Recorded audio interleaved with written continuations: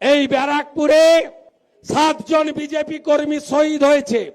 BJP সরকারে এলে প্রথম এই 7 জন কর্মীর মূর্তি স্থাপন, পরিবারের অর্থনৈতিক দায়িত্ব ভারতীয় জনতা পার্টি নেবে। আর যারা জেল খেটেছেন না 19-এর পরে, 21-এর পরে, 24-এর পরে, সব তালিকা আমাকে দেবেন।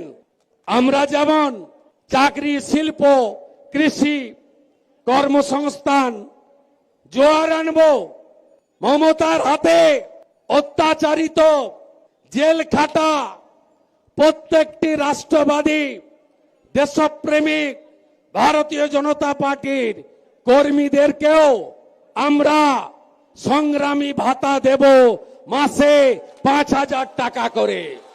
তাই বেশি দিন আর কষ্ট করতে হবে না। এসআইআর যদি ইলেকশন কমিশন করতে বাধ্য, দেখবেন তার আগেই ভোট হয়ে গেছে অর্ধেক।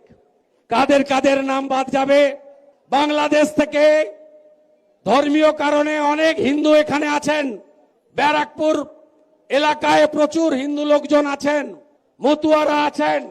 একদম চিন্তা করবেন না। বড় গ্যারেন্টার নরেন্দ্র মোদী আর ছোট্ট গ্যারেন্টার শুভেন্দু অধিকারী।